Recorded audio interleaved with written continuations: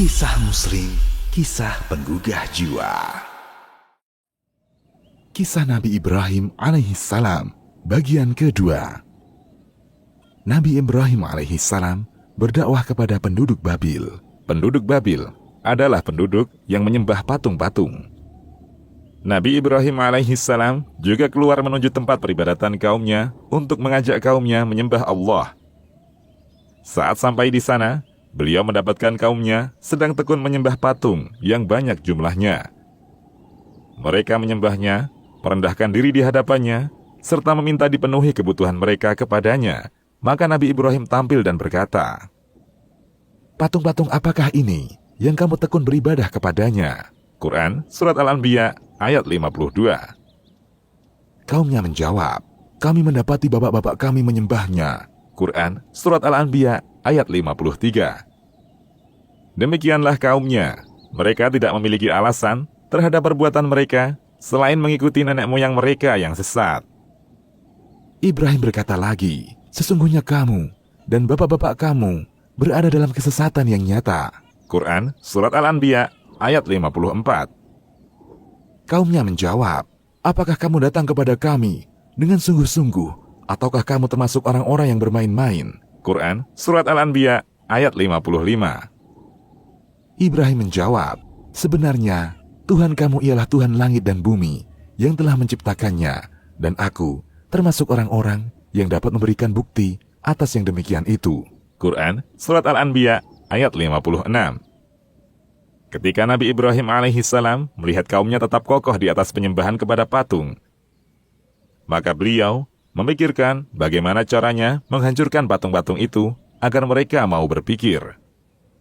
Abu Ishaq mengatakan, dari Abul Ahwas, dari Abdullah, ia berkata, ketika kaum Nabi Ibrahim keluar menuju tempat mereka berhari raya, kaumnya, ada yang mengatakan bapaknya, melewati Nabi Ibrahim sambil berkata, "Wahai Ibrahim, mengapa kamu tidak ikut bersama kami?" Ibrahim menjawab, "Sesungguhnya aku sedang sakit dari kemarin." Nabi Ibrahim pun melanjutkan kata-katanya, "Demi Allah, sesungguhnya aku akan melakukan tipu daya terhadap berhala-berhalamu setelah kamu pergi meninggalkannya." Maka salah seorang di antara kaumnya ada yang mendengar kata-kata itu.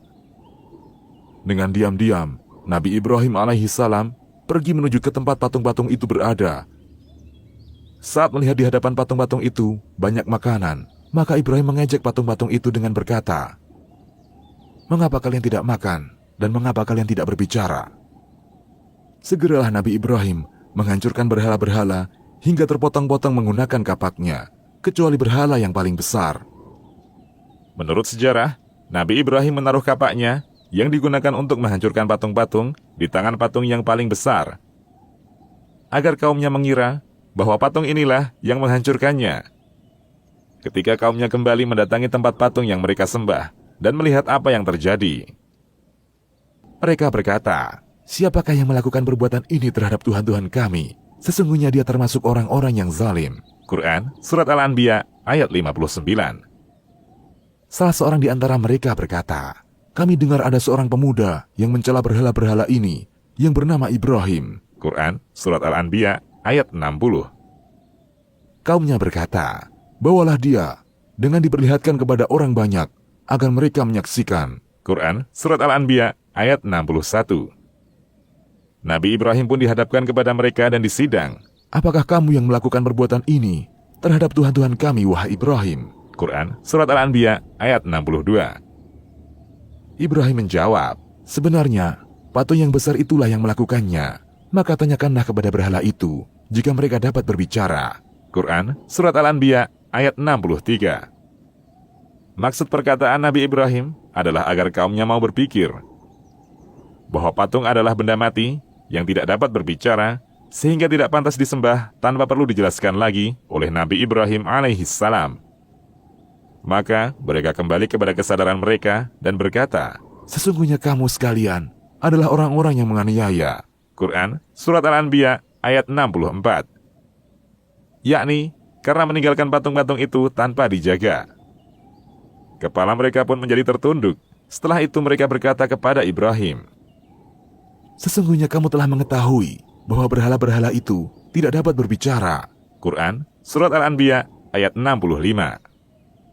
Maksudnya, mengapa kamu suruh kami bertanya kepada patung-patung itu, sedangkan kamu tahu bahwa mereka tidak bisa berbicara? Ketika itulah, Nabi Ibrahim alaihissalam berkata, "Maka, mengapa kamu menyembah selain Allah, sesuatu yang tidak dapat memberi manfaat sedikit pun, dan tidak memberi bahaya kepada kamu?" Quran, Surat Al-Anbiya, ayat 66. Kamu dan apa yang kamu sembah selain Allah, maka, apakah kamu tidak memahami? Quran, Surat Al-Anbiya, ayat 67. Inilah jihad pertama para nabi, yaitu jihadul ilmi wa iqamatul hujjah, berdakwah dan menegakkan hujjah. Sehingga tidak ada alasan lagi bagi mereka di hadapan Allah nanti.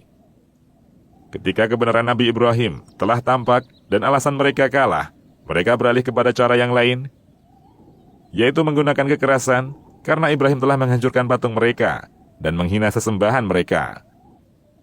Mereka berkata, "Bakarlah dia, dan bantulah Tuhan-Tuhan kamu, jika kamu benar-benar hendak bertindak." Quran, Surat Al-Anbiya, ayat 68. Maka kaumnya pun mengumpulkan banyak kayu bakar, sampai-sampai ada wanita yang sakit bernazar. Kalau seandainya sakitnya sembuh, ia akan ikut mengumpulkan kayu bakar untuk membakar Ibrahim. Mereka meletakkan kayu bakar itu dalam sebuah parit dan menyalakan api di dalamnya hingga menyala besar.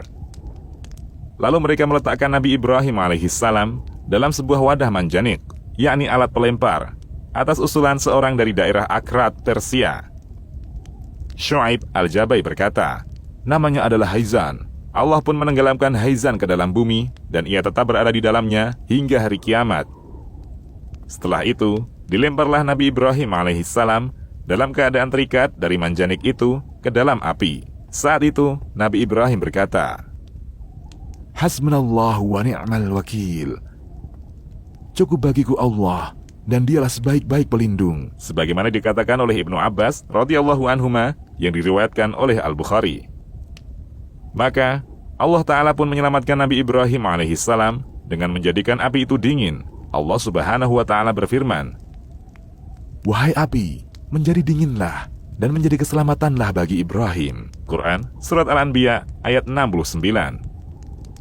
Ibnu Abbas dan Abul Aliyah berkata, kalau seandainya Allah tidak berfirman dan menjadikan keselamatan bagi Ibrahim, tentu dinginnya api tersebut akan menyakiti Ibrahim. Ketika itu, ada binatang yang ikut membantu meniupkan api untuk membakar Nabi Ibrahim, yaitu wazak, cicak, yakni cicak atau tokek, berdasarkan hadis riwayat Bukhari. Oleh karena itulah, mengapa Rasulullah Shallallahu Alaihi Wasallam menyuruh untuk membunuh cicak dan menjelaskan bahwa membunuhnya sekali pukul akan mendapatkan 100 kebaikan. Jika 2 kali pukul, pahalanya berkurang dan seterusnya, berdasarkan hadis riwayat Muslim. Demikian, wallahu a'lam.